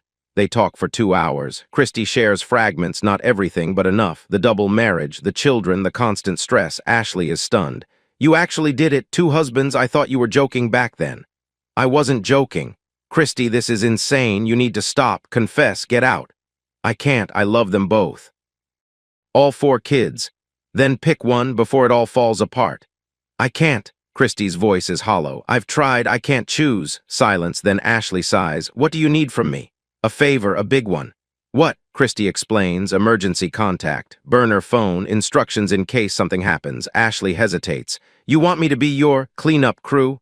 "Only if things go wrong." "Hopefully never." "Christy, please, Ashley, you're the only one I can trust with this." A long, heavy pause, then, "Fine, send me what I need." "Thank you. Don't thank me, just be careful, please." By year 10, Christy's equilibrium is precarious at best. Outwardly, everything looks perfect. 2 happy families, 4 thriving children, successful businesses, financial security. Inwardly, she's falling apart. The stress manifests physically. She loses weight. She can't sleep. She develops anxiety that pulses beneath every interaction, every decision, every word. She looks in the mirror and barely recognizes herself. Adam's affair with Anne continues, managed but volatile. Anne has started asking questions about how long this arrangement will last. Christy doesn't have answers. John remains trusting, but the close calls accumulate. Each one leaves Christy more paranoid, more exhausted.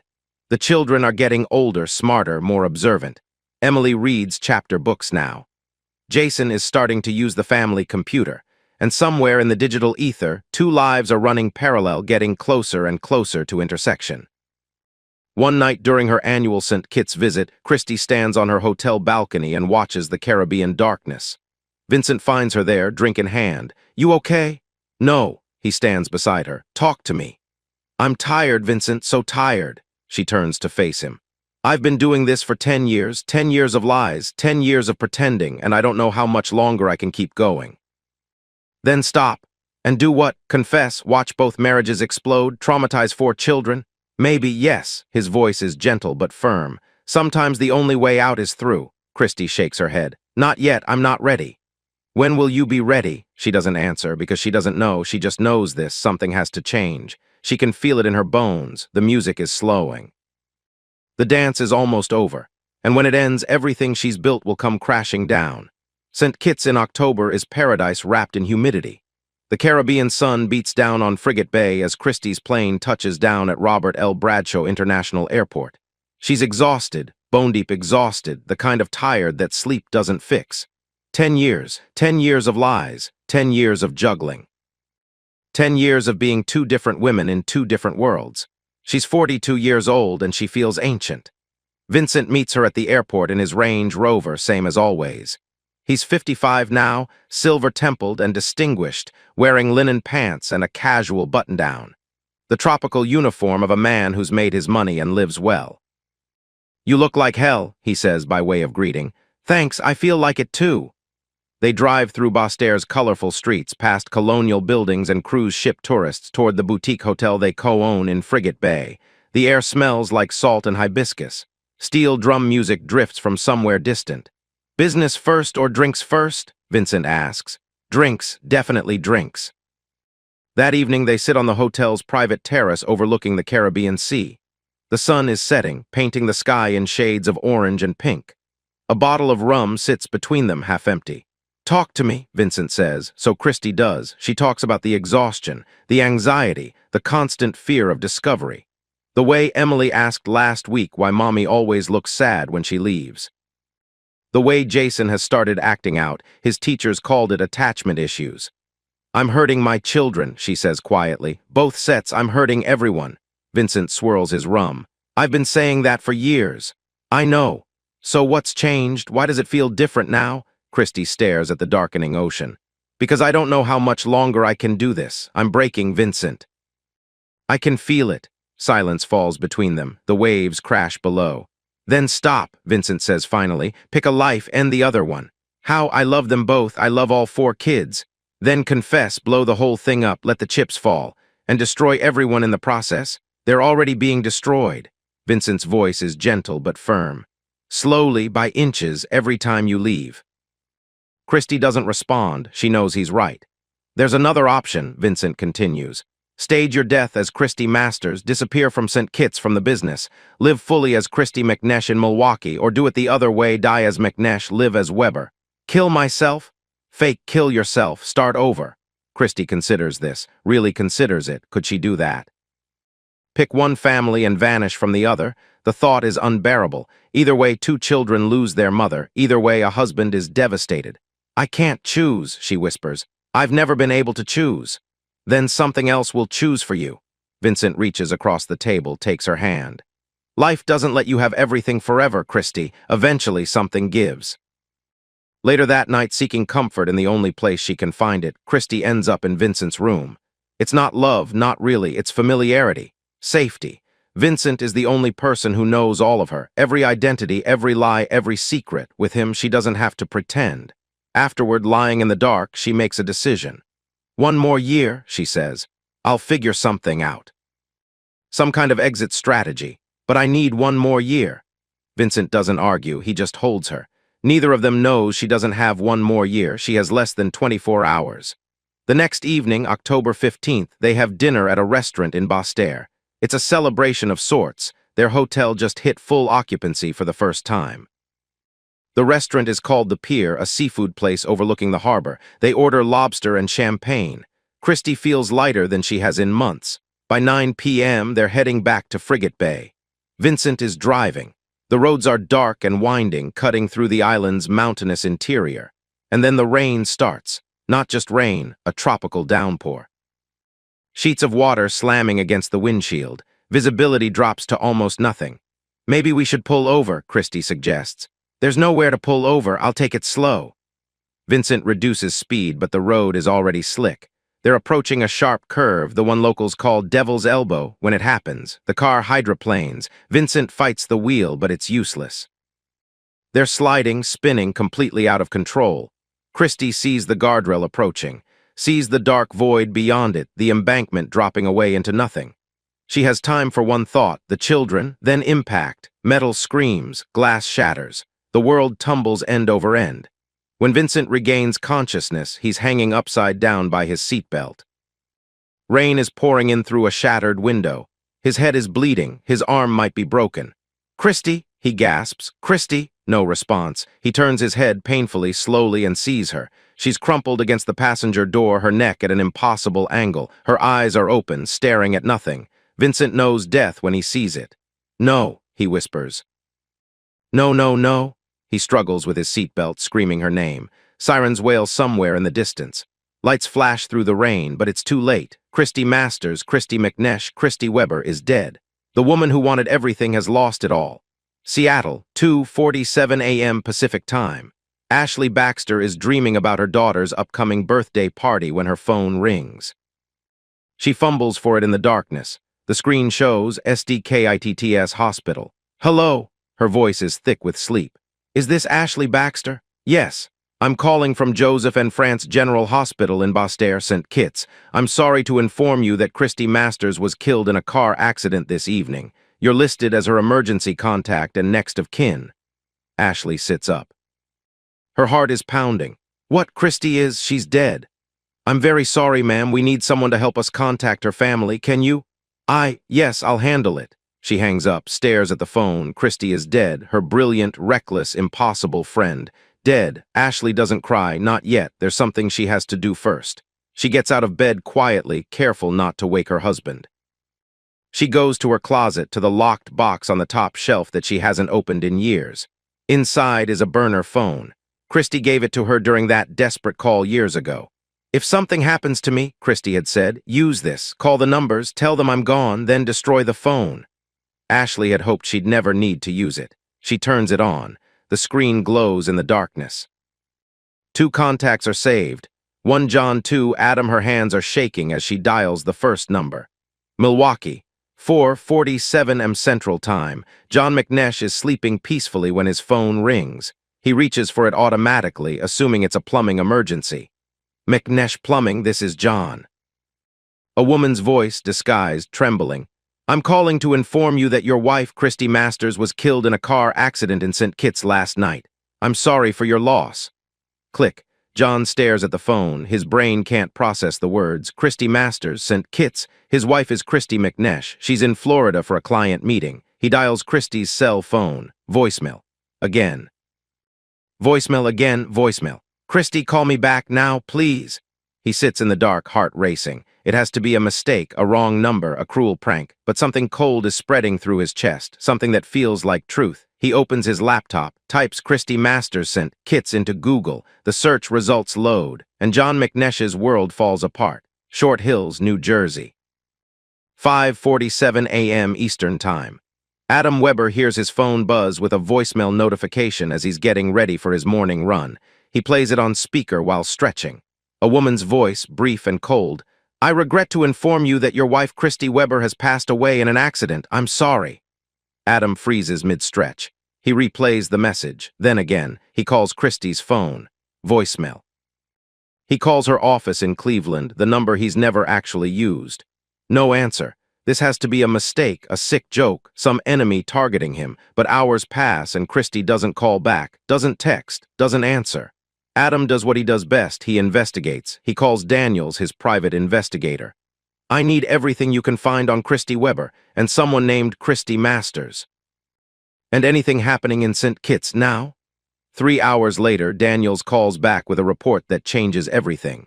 Meanwhile, in Seattle, Ashley finishes her task. She smashes the burner phone with a hammer, separates the pieces, drives to 3 different locations to dispose of them. A dumpster behind a grocery store, a trash can at a park, a storm drain near the highway. When she gets home, her husband is awake. Where were you? He asks. Couldn't sleep, went for a drive. Her voice is steady. Bad dream. She goes to the bathroom, locks the door, and finally allows herself to cry. Christy is gone. The secret keeper has become the cleanup crew, and somewhere in the Caribbean, 2 husbands are about to meet. John's flight lands in Basseterre at 3:15 p.m. The heat hits him like a wall as he exits the plane. He's still wearing his Milwaukee clothes, jeans, flannel shirt, work boots. He looks completely out of place among the tourists in their resort wear. He doesn't care. He's running on no sleep, desperate hope, and a growing dread that everything he believed was a lie. At the hospital, a nurse directs him to a waiting area. Mr. Thomas will be with you shortly. Who's Mr. Thomas? I'm here about my wife, Christy McNesh. The nurse's expression shifts, sympathy, wariness. Please wait here, sir. Mr. Thomas will explain everything. John waits. He's been waiting all day, on the flight, at connections, in customs, every minute feeling like an hour. Finally, a distinguished black man in a light gray suit approaches. Late 50s, graying temples, the measured demeanor of a lawyer. Mr. McNesh, I'm Sylvester Thomas. I was Christy Masters' solicitor here in St. Kitts. Why do you keep calling her that? Her name is Christy McNesh, my wife. Sylvester's face remains professionally neutral. I understand this is confusing and painful. Perhaps we should sit down. I don't want to sit down, I want to see my wife. That can be arranged, but first I need to explain some things. A pause. Other concerned parties are expected to arrive this evening. It would be best to discuss matters together. Other parties? What are you talking about? Sylvester places a gentle hand on John's shoulder. Mr. McNesh, I know you're exhausted and grieving. I've arranged a room for you at the Marriott. Please rest. We'll meet this evening at 7, and I promise all your questions will be answered. John wants to argue, wants to demand answers now, but he's so tired and Sylvester's calm authority is somehow reassuring. Fine, he says. 7 o'clock. Adam's flight lands at 5:45 p.m. Unlike John, Adam arrives prepared. He's read Daniel's full report on the flight. He knows everything, or at least he knows the facts. The emotional reality hasn't sunk in yet. His wife had another husband, another family, another life. She ran an escort service. She had millions in offshore accounts. She was sleeping with her business partner. And Adam, brilliant, successful, never-fooled Adam, was played like a violin for 10 years. The humiliation burns hotter than the grief. A local contact arranged by Daniels meets him at the airport. Mr. Weber, car's waiting, I'll take you to the Marriott. Is John McNesh there yet? Arrived a few hours ago, sir. Adam nods grimly. Good, I want to meet him. 7 p.m., the St. Kitts Marriott. A private dining room. John arrives first. He's changed into the only clean shirt he packed, a simple blue button-down. He looks like what he is, a Midwestern plumber in over his head. Sylvester is already there, along with another man, bandaged head, arm in a sling, haunted eyes. Mr. McNesh, this is Vincent Johnson. He was a business associate of Christie's. John shakes Vincent's hand mechanically. He recognizes the name from the news article, the driver of the car, the one who survived. I'm sorry, Vincent says quietly. I'm so sorry. Before John can respond, the door opens again.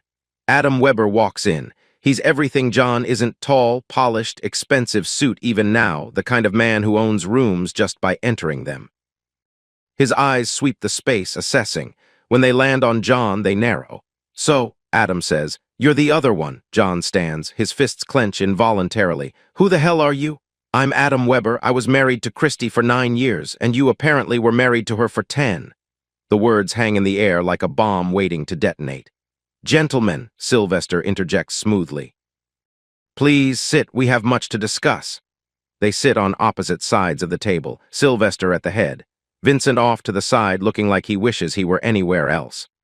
Before we begin, Sylvester says, I want to acknowledge the profound difficulty of this situation. You've both lost someone you loved. You've both been deceived. Whatever anger you're feeling is valid. Get to the point, Adam snaps. Sylvester nods. Christie Masters, known to you, Mr. McNesh, as Christie McNesh, and to you, Mr. Weber, as Christie Weber, maintained 2 separate marriages and 2 separate families for a decade. She was legally married to Mr. McNesh first, approximately 8 months before marrying Mr. Weber under a fraudulent identity. John's face is pale. Fraudulent identity. She used false documents for the New Jersey marriage. Different name, different social security number. That's bigamy, John whispers. That's a crime. Yes, though prosecution is no longer relevant. Adam laughs bitterly. No longer relevant because she's dead. How convenient. Mr. Weber, she has 2 children with him. Adam points at John. Emily and JJ. John nods slowly. And she has 2 with you, Jason and Baxter? Yes. The 2 men stare at each other, enemies by circumstance, victims by design. 4 kids, John says softly. She had 4 kids, and none of us knew.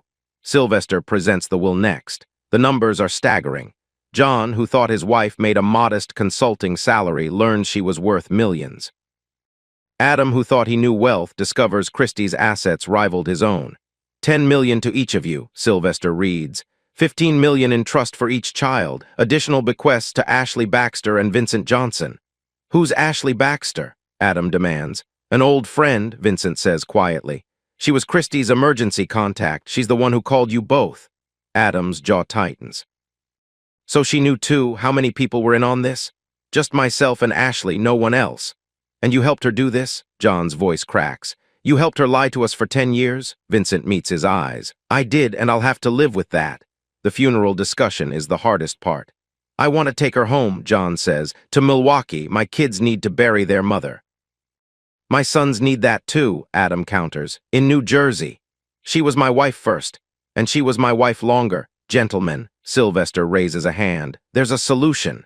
Vincent speaks up. We hold a memorial here for Christie Masters, the businesswoman, then we divide the ashes. Each of you takes half home. Your families never have to know about each other. Silence. Divide her ashes, John repeats flatly. Like property.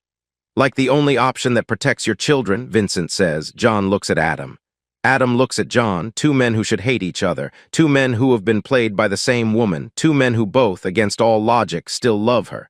She'd probably find this funny, John says bitterly, sharing her right until the end. Adam doesn't laugh, but something in his expression softens slightly. Fine, he says, we split her one last time. The next morning they meet again, same room, same uncomfortable chairs, same impossible situation, but something has shifted. The initial hostility has faded, replaced by a weary kind of solidarity. They're both victims here. Fighting each other accomplishes nothing. Vincent stands at the head of the table. His injuries from the crash are healing, but the guilt in his eyes isn't going anywhere. You deserve the full truth, he says, all of it, no matter how painful. John leans forward. Then tell us everything. Vincent starts at the beginning. I met Christy 15 years ago. She was 27, working as an escort in Chicago.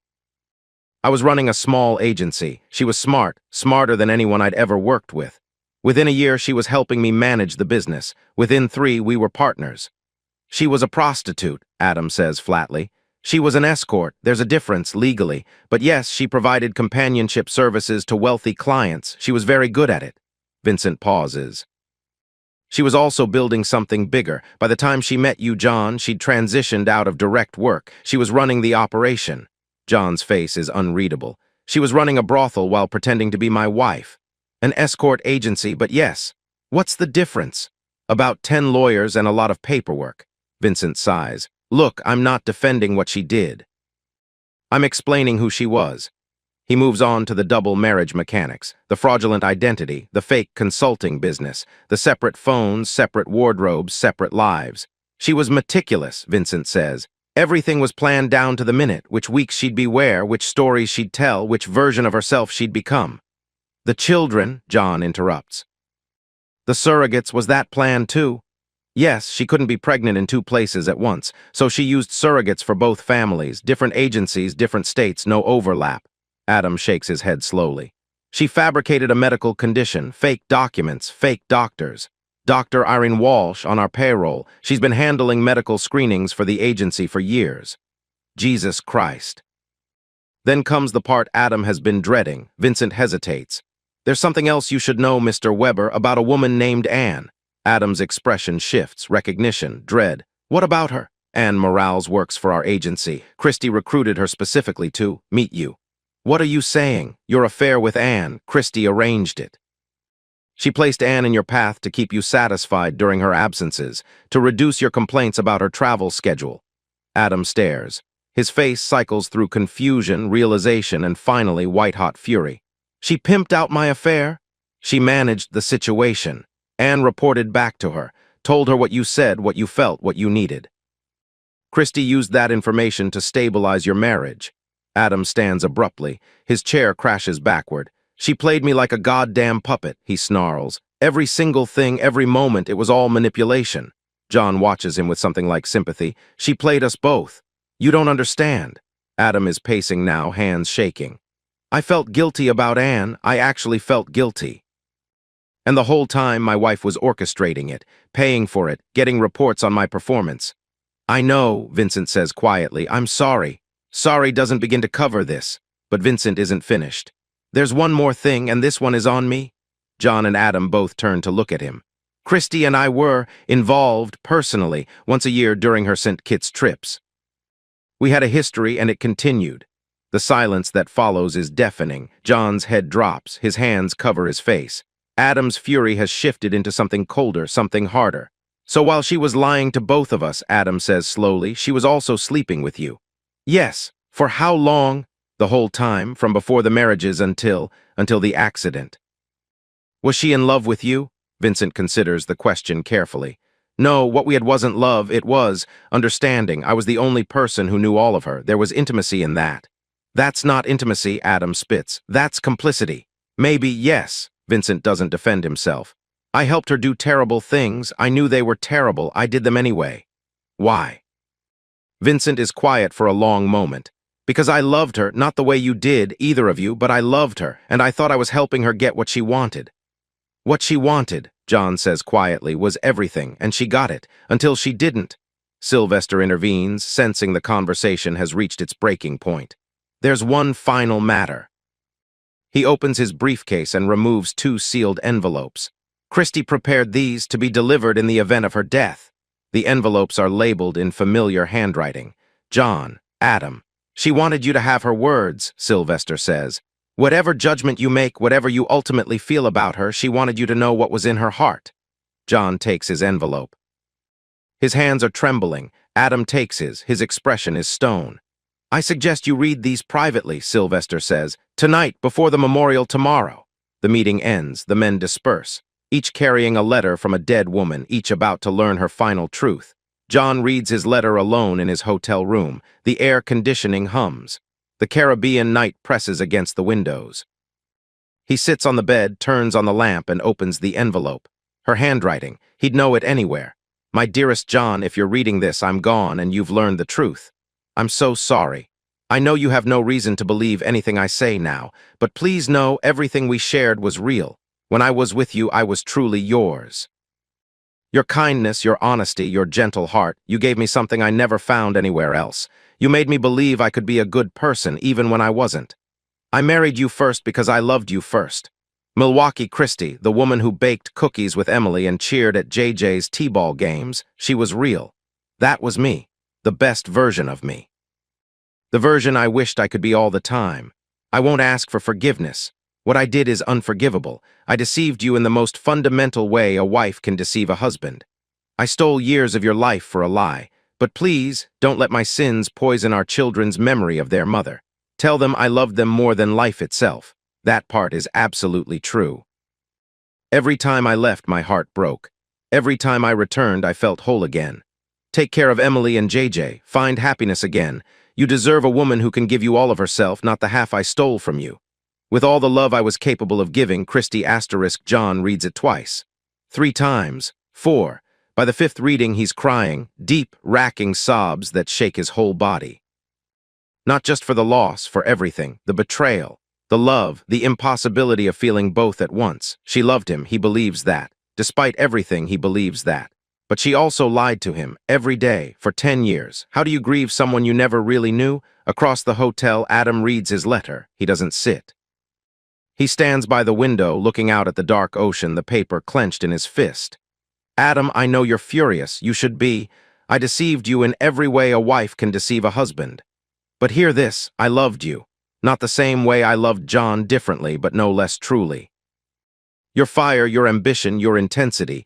You challenged me, excited me, made me feel alive in ways I didn't know I could. I was a coward. I should have chosen. I should have been honest. Instead, I tried to have everything, and in the end, I lost it all. I know your pride is wounded, perhaps more than your heart. That's fair. I hurt you in the most personal way possible. You're a man who values control, who needs to understand the world around him. And I made you a fool without you ever knowing. But please, don't let your anger fall on Jason and Baxter. They're innocent. They deserve to remember their mother with love, not learn the ugly truth. At least not yet, not while they're young. You'll recover from this. You're strong. Find someone who can be fully yours. I never could be. Goodbye, Adam. Christie. Adam reads it once.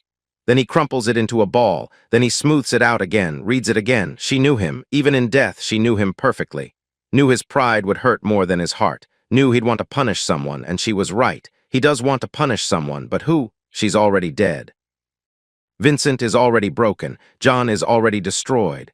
There's no one left to fight, just grief and rage and the horrible, humiliating realization that he still loves her, even now. The next morning, they meet for breakfast. Neither man slept much. Both have red-rimmed eyes, but something has shifted again. Some wall has come down. They sit across from each other at a small table on the hotel terrace. Coffee and pastries neither will eat, the Caribbean sparkling mockingly in the morning sun. Did you read it? John asks. Yeah. She knew us, both of us, perfectly. Adam nods slowly. She knew exactly what to say. Even dead, she's still managing us. John laughs, a short, bitter sound. I keep going back and forth. One minute I hate her. The next minute I miss her so much I can't breathe. Same. They sit in silence for a while. It's not uncomfortable anymore, just heavy. I keep thinking about the kids, John says finally. Emily and JJ, they're going to ask where Mommy went, and I have to look them in the eyes and lie. Jason's already asking questions. He's smart, too smart. Adam stares into his coffee. How do we do this? How do we raise children while carrying this secret? I don't know, but we have to, for them. For them. More silence. Then Adam speaks again. You know, I came here wanting to hate you, the other husband, the competition. I'm not competition. I'm a plumber from Milwaukee. I know, that's what pisses me off. A ghost of a smile crosses Adam's face. She had me, wealth, status, everything society says women want, and she also wanted you. Simple, honest, regular you. John shrugs. Maybe she needed both. Maybe neither of us was enough on our own. That's not comforting. No, it's not. They make their agreements over that breakfast. First, protect the children. Neither family will learn about the other. The kids will grow up believing their mother died in a work accident. When they're adults, maybe the truth will come out. But not now. Second, no contact. After today, John and Adam will return to their separate lives and never speak again. The connection between them is too painful, too complicated. Third, legal silence. No lawsuits. No criminal complaints. No investigations. Christie's crimes die with her. The money goes where she directed. Everyone moves on. Agreed? Adam asks. John nods. Agreed. They shake hands. It's strange, two strangers bonded by the most intimate betrayal. Take care of your kids, Adam says. You too. The memorial is brief and somber, a small chapel in Basse-Terre. Attendants, John, Adam, Vincent, Sylvester, and a local priest who never met Christie and delivers appropriately generic prayers. No eulogy. What would anyone say? At the cemetery, an empty urn is buried. The headstone reads, CHRISTYMASDRS, 1982-2024, SHE lived fully. Afterward, Sylvester discreetly provides each man with a sealed container. Half of Christie's remains for each life she led. They walk away in opposite directions. Two widowers, four fatherless children, one woman who wanted everything and ended up with nothing. 3 weeks later, Seattle. Ashley Baxter receives a package. Inside, legal documents, a letter from Sylvester explaining her inheritance and a cashier's check for $1.5 million. She stares at it for a long time. Christie left her the escort business. Of course she did. One final complication, one final test, but Vincent has already arranged everything. The business is sold, the money is clean, there's even a cover story, inheritance from a distant relative, to explain it to her husband. Ashley deposits the check, pays off her mortgage, funds her children's college accounts. She tells no one the truth. But sometimes, late at night, she thinks about Christie, brilliant, reckless, impossible Christie. A cautionary tale Ashley will carry forever. Milwaukee, 6 months later. John stands at Christie's grave in the cemetery behind St. Sebastian Church, the same church where they married, the same church where they baptized their children. Emily and JJ are at school. John's parents offered to pick them up, give him time alone. I still don't know what to feel, he tells the headstone. Some days I'm angry, some days I'm grateful for the years we had, even if they were a lie. He kneels, brushes leaves from the grave marker. Emily got an A on her spelling test. JJ scored his first goal in soccer. You would have been proud. He pauses. The wind rustles through autumn leaves. I'm trying to forgive you. I don't know if I can, but I'm trying. He stands, walks away, doesn't look back. Short Hills, New Jersey, 1 year later. Adam sits in his study, a glass of scotch in his hand. Jason and Baxter are asleep upstairs. The nanny has the night off. On his desk, a framed photo of Christie. He couldn't bring himself to throw it away. Couldn't display it either, so it sits in a drawer pulled out occasionally on nights like this. He ended things with Anne months ago. Couldn't stomach it anymore, the constant reminder of how thoroughly he'd been manipulated. He sees a therapist now, works through the humiliation, the betrayal, the anger. It's helping, slowly. You ruined me, he tells the photo. You know that. I'll never trust anyone the same way. He takes a drink. But I still miss you. How twisted is that? No answer comes, just the silence of an empty house and a man learning to live with ghosts. Years later, Emily McNesh, 23, finds a box in her father's attic while helping him move to a smaller house. Inside, documents she doesn't understand, photos she's never seen. A letter addressed to her father in handwriting that looks like her mother's. Dad, what is this? John takes the box gently from her hands. His expression is unreadable. Old paperwork, nothing important. But that's Mom's handwriting. Emily.